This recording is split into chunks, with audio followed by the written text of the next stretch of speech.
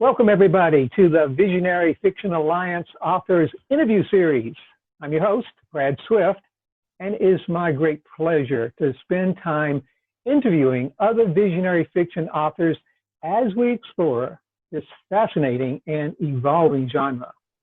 This show is a part of the Visionary Fiction Alliance, which is a tribe of visionary fiction authors and readers who enjoy this cutting-edge genre. You can find out more about Visionary Fiction Alliance and all of our many resources at our website at visionaryfictionalliance.com. Now, let's meet today's visionary fiction author. Today, it is my pleasure to introduce you to Theresa. She's a best-selling author. Theresa brings ancient temples, lost civilizations, and secret societies back to life in her visionary fiction. Today, we'll travel the world through her Power Places series. Well, we'll be with her and with Anne and Michael. Those are her main characters in this series as they uncover arcane secrets and combat sinister occult forces. Now, Theresa, not surprisingly, she loves to travel, and her adventures in Egypt, Cambodia, Peru, England, and Scotland show up in her writing. I don't know when she has the time for this, but she also teaches creative writing and British literature.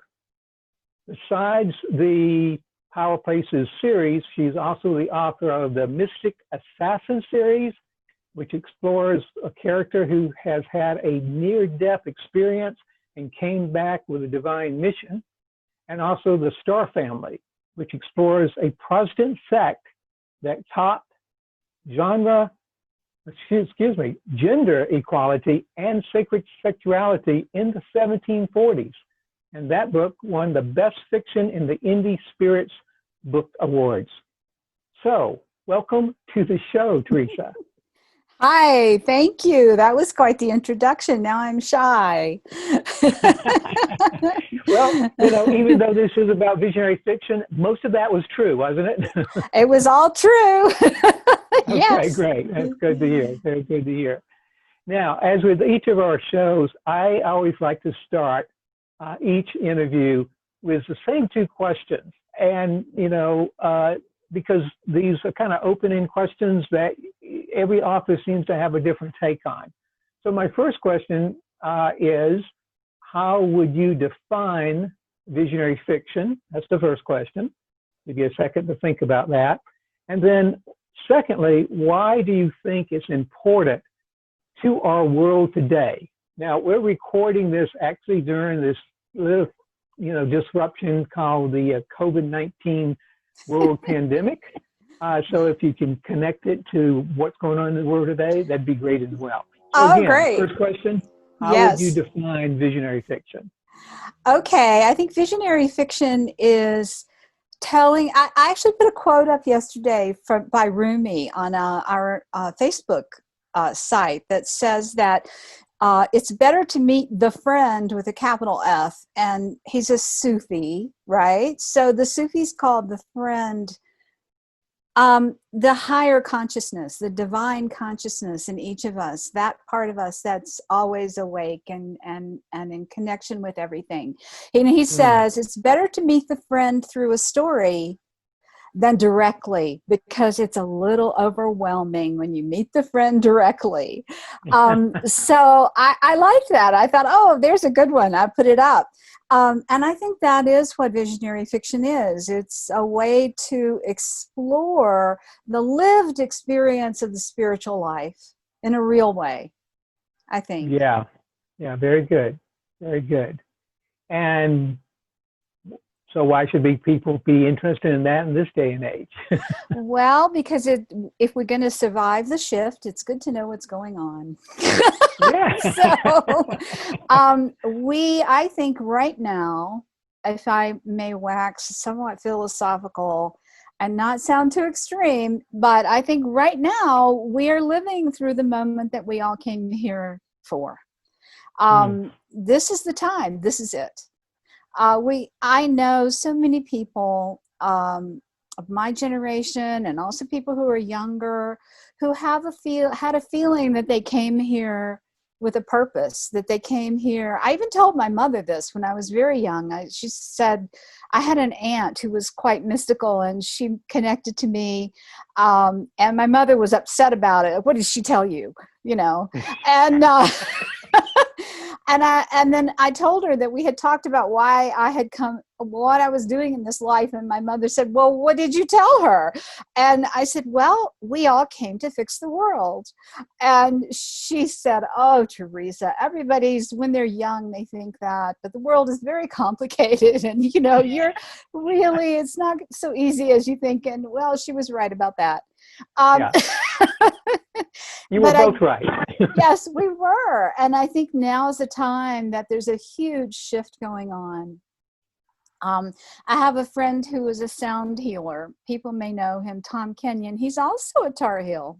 Actually, he was born in Virginia, but he went to school. We were in college together in Greensboro before he went off and became very enlightened, in my opinion. But he would tell me just to be quiet about that. What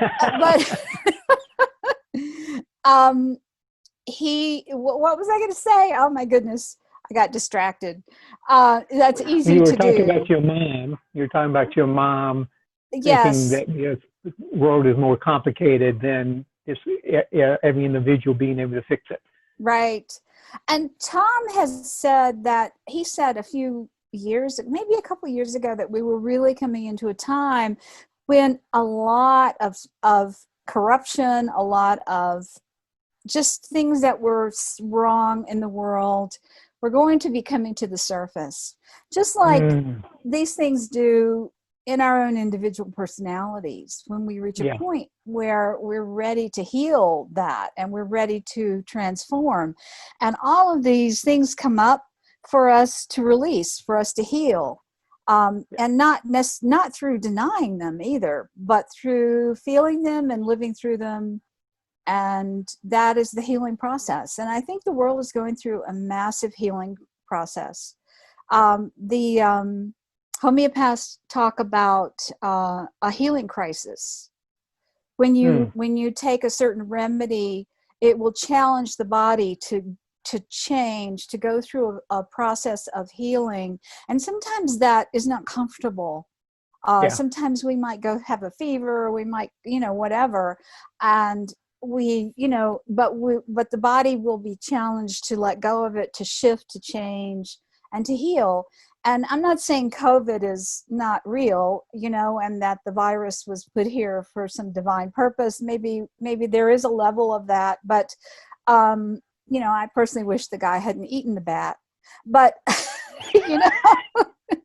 but here we are, and it does seem that a lot is coming to the surface.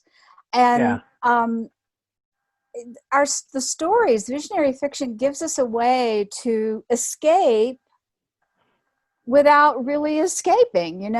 We escape, but we can look at what's happening. We can look at consciousness. We can look at the growth of consciousness. We can look at the challenges that we go through on the path, by reading about other characters, and we learn, we experience, we think through things, and that's what visionary fiction is for. It's entertaining. It helps us escape without really escaping. It helps us learn, I think. Yeah, very well said.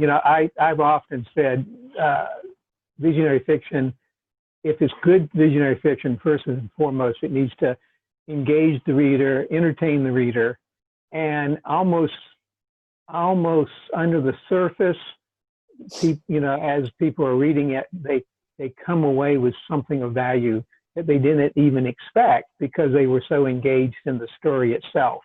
So that, maybe days, weeks, even months after they finish reading the book, aspects of the book keep popping up, or they start seeing something, in their own life that's connecting, the deeper meaning, the deeper purpose that you're talking about, That's so true. to their life as well. Yeah, very good. Well, let's talk a little bit about your particular visionary fiction. You've got the Power Places series, which, if I'm understanding correctly, currently there are 3 books.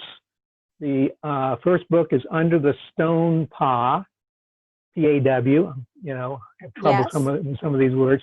Beneath the Hallowed Hill is number 2, and Return of the Grail King. Is that Yes. correct?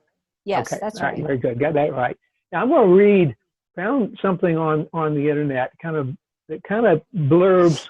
I know it's always a challenge to take a book, you know, 200, 300, 400-page book or more, and put it into just a few, you know, a sentence or two. But I thought you or your copywriter did a pretty good job. So I'm going to just read these 3, and these are about each book. So Under the Stone Paw, it's like a forgotten family legacy. 6 crystal keys. 1 shot at unlocking the secrets beneath the Sphinx. Now, if Yes. that doesn't grab a reader, they should check their pulse.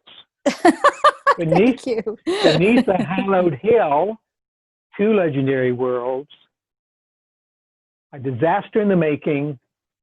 Can her psychic powers avert catastrophe?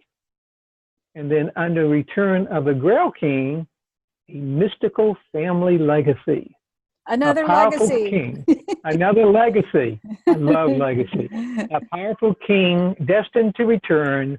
1 legendary couple must correct the past to restore the future.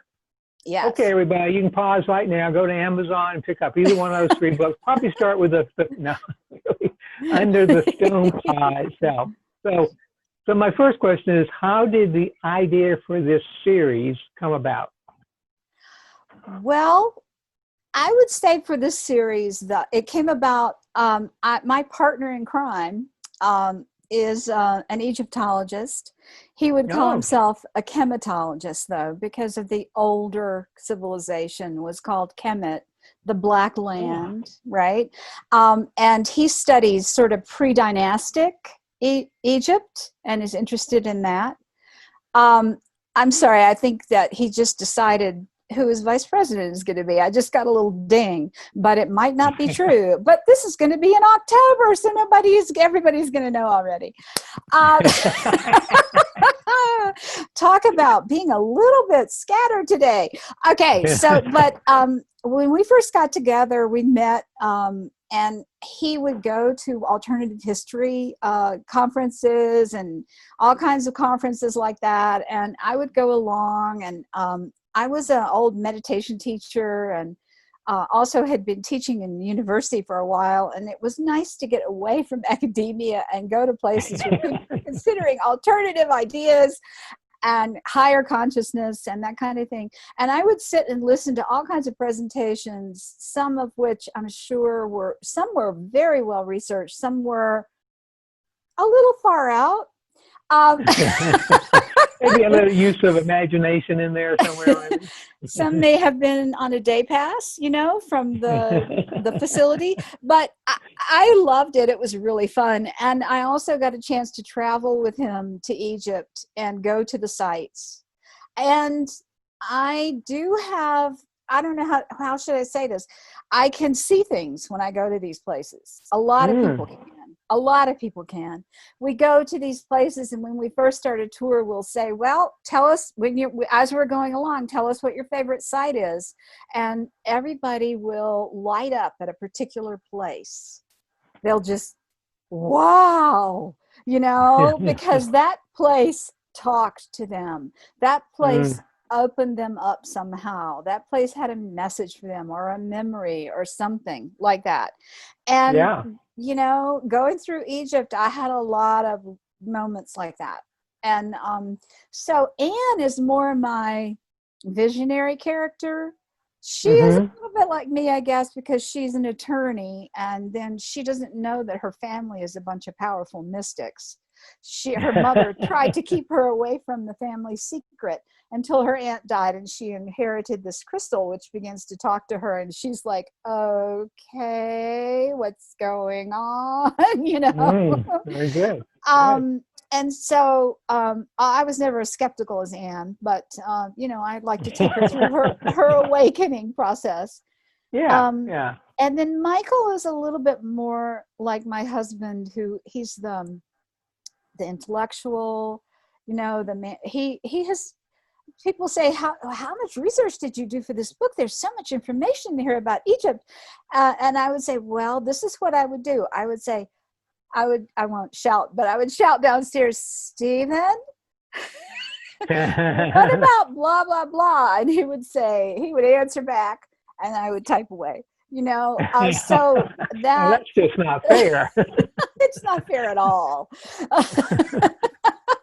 So that, and the conferences and the trips to Egypt, he's gone 22 times. I've only been 4 times, but oh, wow.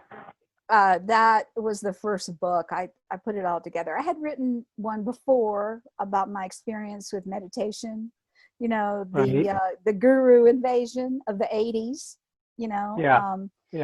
and how a lot of people went through sort of dependency, and almost in a way, on the teacher, and then their process of waking up and moving away from that and becoming more independent, becoming their own teacher, sort of. Well, let me ask you, because you kind of suggested this, but I'm always curious about this when I talk to an author that's writing a series or has written series. When you started writing the first book, did you know that it was going to be a series to begin with? Like, did you say, okay, I'm going to outline book 1, and then I'm going to outline book 2 and 3? Or how did this come about to become a series? No, I didn't really know. I wrote the first book. It got published. And then I decided I wanted to write. I liked my characters. I wanted to do another one. I have always been connected to England and the Arthurian tradition. Steve and I got to go to England. I've been to Glastonbury a couple times too, and we went to Scotland, went to some of the ancient circles and the old sites. We always go to the ancient sites. He's an archaeologist, and I'm attracted to the older times, so I decided to write something that was set in Glastonbury. And so, and then the King Arthur story just kept coming to me. It just kept coming. And I was like, that was book 3. Yeah. And if you don't ever want to get published in New York, write a King Arthur story. Because is that what you found? Huh? Well, I kind of knew that before. Fiction. I kind of knew that before, but they're like, oh, for heaven's sakes, why do you? But I think that, I don't know why, but I think each of us is connected to a certain mythological system that speaks to us at a very deep level. It carries the stories, it carries the teachings, in a symbolic, mythic way, and we will light up when we hear those stories. There's something that speaks to our soul. Steve, he will be silent for 3 days, and then somebody will call him up and say, you want to talk about Egypt? And he will talk for the rest of the day, right? Because Egypt, that flips his switch, Yeah. And I was sort of, when we first met, I was like, I don't know. And he thought, well, this is never going to work. I was studying actually Native American and Mayan stuff at the time, but England has always talked to me. And when I went to England, actually it was interesting when I first stepped foot on the land, the first foot that I stepped on England, it was like the land started to talk to me. Wow. And I've even had before you got to Glastonbury. Yeah, way before then. And I've had that experience in other places, but this is, that's really my connection. So I wrote, I thought, okay, you want me to tell a King Arthur story? I mean, all right. And so I did. It's very different. It's not your traditional, and it mixes Egypt in. Because I would say that makes it pretty non-traditional as far as Arthurian folklore That's itself. true. Yeah. But you know, the Rosicrucians, the Masons, all who are really the heart. These people carry the one branch of the spiritual tradition of Europe, and they've kept it secret. They kept it alive and safe during the Inquisition, when you know, there was only one branch of Christianity that was acceptable, and only one religion that was acceptable, and there was a crusade to, you know, get rid of the rest of it. Yeah. But they kept it safe. And then there are some other traditions that were kept safe too. The more folk village traditions were also kept safe. I didn't know that when I was younger. I thought they had been wiped out, but they're Right. still alive. They are still there. They're still functioning, and Yeah, they're very still good. there for us. Yeah. So, Well, but the point, let me just say this, the sure, Masons go and the ahead. Rosicrucians always claim that their traditions come from Egypt. That in fact they came from Akhenaten's grandfather or father, who Steve's is not here, so I can't get the name. But Akhenaten, through the Akhenaten tradition, and so Egypt and the Arthurian stories actually do have a lot of connection. But it was a Okay, lot of good. fun to write this book. It was fun, and I used to teach Virginia Woolf, and the story it's not linear. It jumps around a lot. A few of my readers have complained about that, you know, and said, well, I mean, it kind of sort of, well, you know, other people are fine with it. They were like, yeah, it was great fun. I could follow it, but it does jump around. Anne and Michael have to go back and correct some mistakes they made in a Okay. past All life. right. Well, there goes my computer now talking to me. What do you want the reader of the Power Play series to come away with? Fun. Okay. First and foremost, entertaining, fun. I do. Fun, curiosity. You know, that, and a lot of people will comment. If you look at some of my Amazon comments, you'll see people saying, she's well researched. Oh, I wanted to put the book down. I kept Googling things. I kept looking things up. You know, people get very curious about the true history, you know, of the world, and the true history of spirituality, or the true teachings. And they start to look into them, and they start to get curious about them. And I also want them to go to these places. I think that would be great once we can travel again, right? Yes, right. It's if they can, if they're curious, if they have the means to go and go and sit and experience these places, and go into meditation a little bit there. Sit by the Chalice Well, go into the pyramid, and sit quietly, sit by the Sphinx, and just open themselves up and see what comes to them, you know. I guess those things, that's a lot, isn't it? I guess. Well, you know, I think it makes sense. You know, again, what I hear is you're covering, you know, the two things that we were talking about. First and foremost, that it be entertaining and engaging, and second, that people will come away with something. And part of that something could be the curiosity of, you know, wanting to know more about those places, know more about, you know, that, you know, what part of it is history, what part of it is, you know, folklore, and what part of it is the imagination of the author. Right. Yeah, exactly. I know. Some people want it to all be true. And when I always end on an up note, you know, that there's light, more light is coming, more peace, more enlightenment is coming into the world. And a lot of people will say, I want that ending to be true.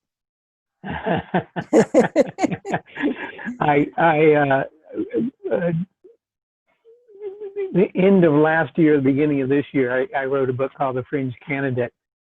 First, probably the only political satire I'll ever write. But I had to write it for my own sanity, so that it could have a happy ending before November. Excuse me for calling you that, but that's what the Assassin Awakens is about too. I had to write it. because of the political situation. I had to write it. I couldn't. Oh, I very good. stopped my Peru novel, which I'm working on now. Almost finished. It's the fourth in the Power Places series, and I wrote this series. I started a series, and it was really.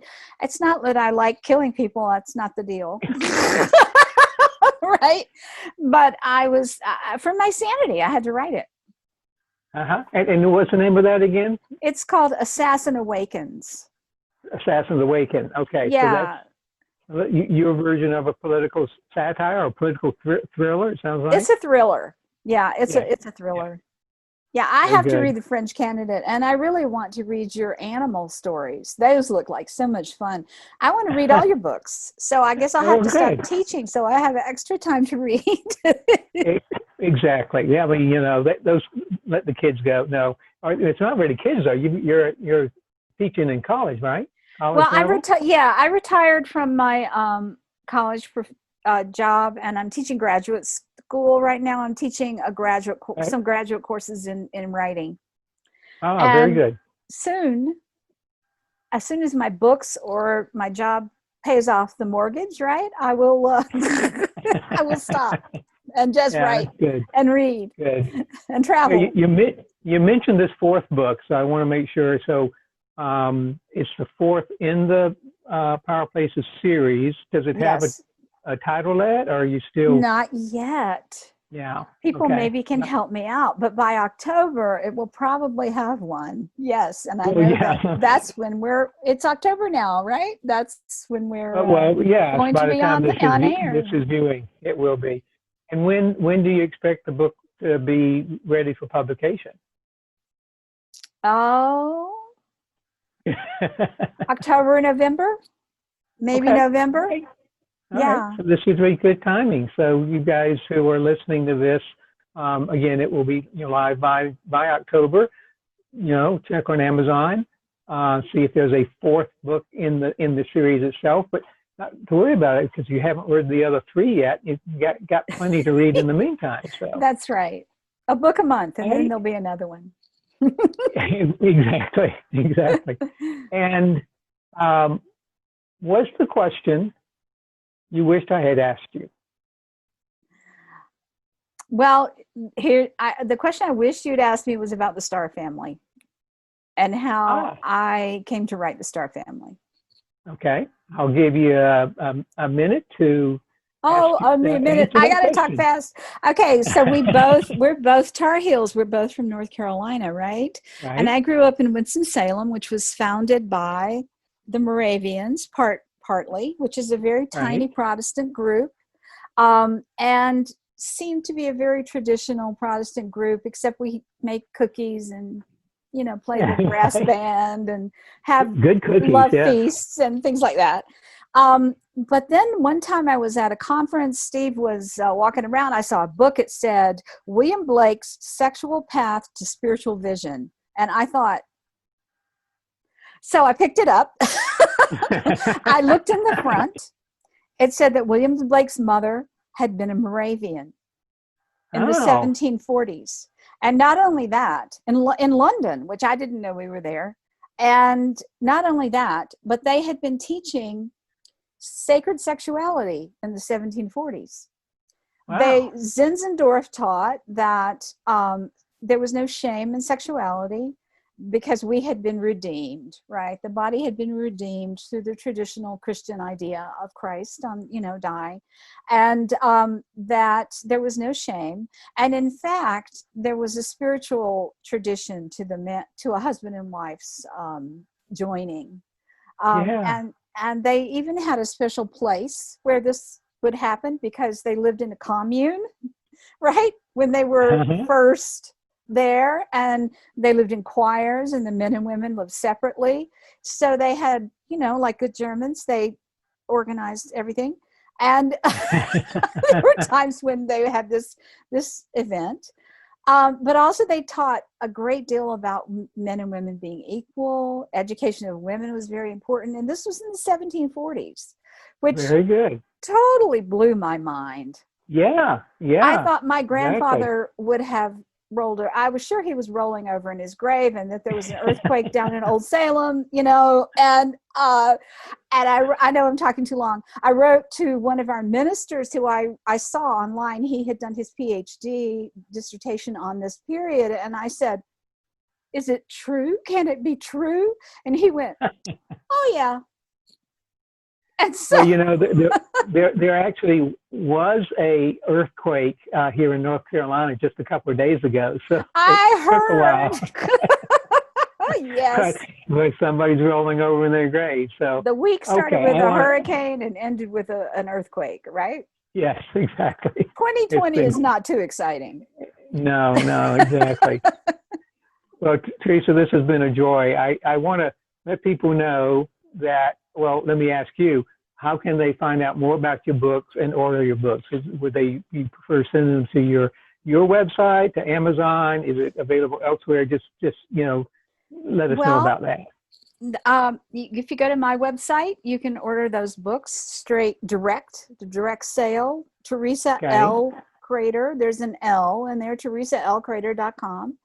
You can also order it anywhere. You can go to Amazon. They're on Apple, Google Play, everywhere. So whatever your device, you can get it on that device. There are print copies.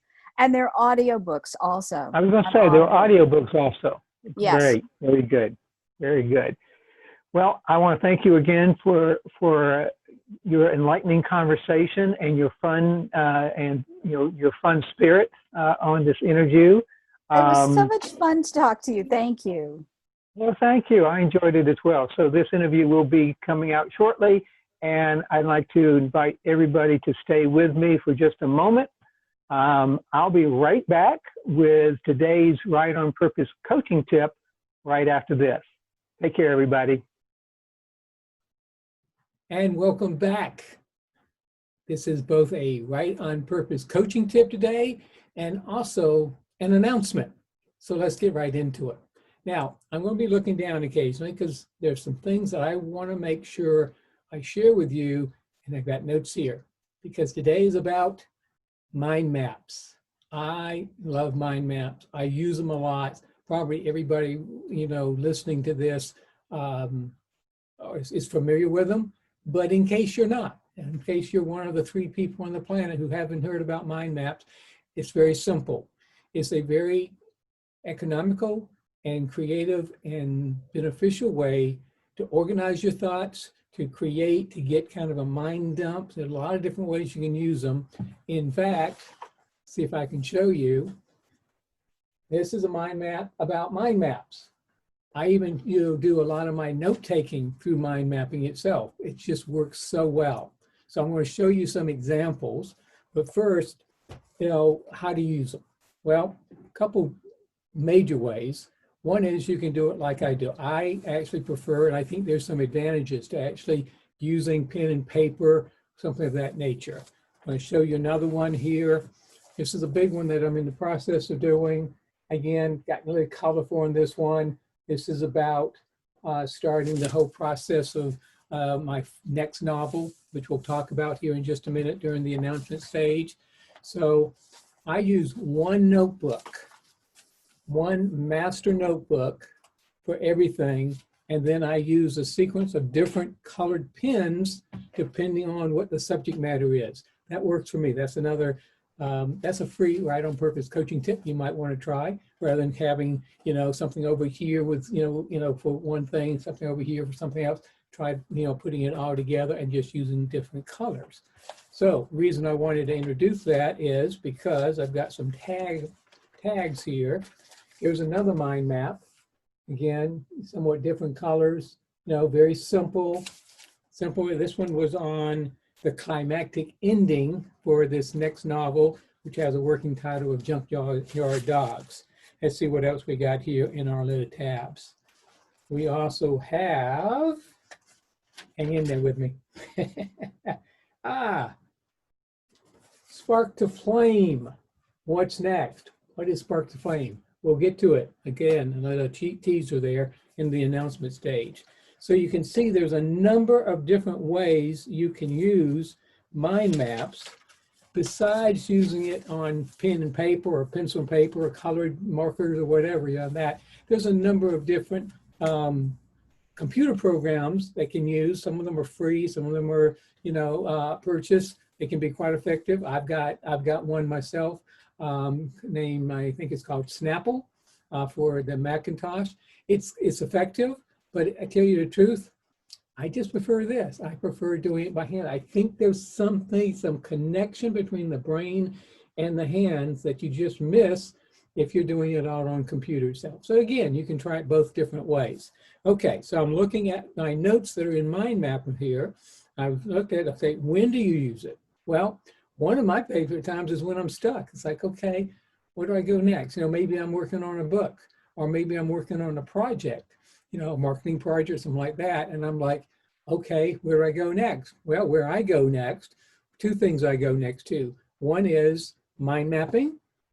And the second thing is taking a long walk, give it a rest, kind of get away from, the computer and, just free my brain up a little bit. So that's one place you can use it. Mind mapping when you're stuck.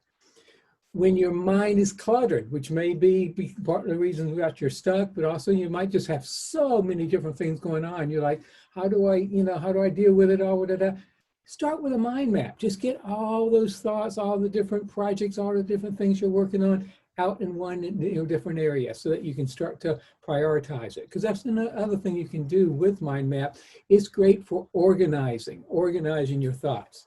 Who can use it? You can use it. You and you and you can use it. It's a great thing. I really want you to try it. Now, I said there's both the coaching tip. The coaching tip is about mind maps. I'd love to hear from you. Leave a comment. There's a place here to comment, on the YouTube. Leave a comment, how do you use mind map? Have you found them valuable? Is there something that I'm missing that you would like to share with other people yourself? Leave that in the comments. Now, my announcement, as I started to kind of hint about, is I'm in the process of working on my 28th book. I've just started, probably 2-3 weeks ago, maybe a month ago, and I'm in that brainstorming, a lot of mind mapping, a lot of walking. My 28th book is going to be the 4th book in the Zach Bates Eco Adventure series, which I consider to be very much visionary fiction for young people, particularly in the ages around 8 to 15, although I found that because one of the main topics is animals, it's great for animal lovers of any age, okay? So I'm working on the 4th one, got a working title of Junkyard Dogs. Now, that's not the announcement really. What the announcement is, and this one, after 27 other, successful writing projects and eventually a published book, I'm chronicling this one. In other words, I'm capturing that whole process and loading it onto a LinkedIn group called Spark to Flame for aspiring and new authors. So if you'd be interested in following along, you just need a LinkedIn account, which is free.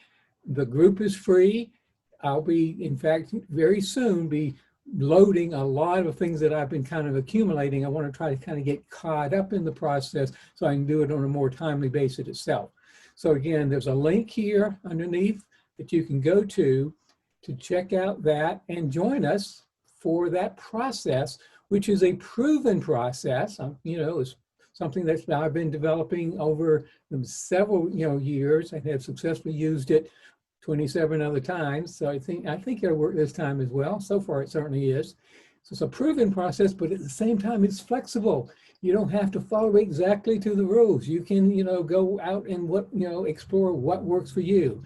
But the point is let's get to writing that next great book. That next book can be your life legacy itself. So that's both the Right on Purpose coaching tip today and the announcement. If you are one of those authors or aspiring authors says one day, someday I want to write a book, why not start now? Either contact me through www.lifeonpurpose.com/coach or start with the Right on Purpose group on LinkedIn itself. In the meantime, may your life stay on purpose with plenty of passion and play, and take care and stay safe.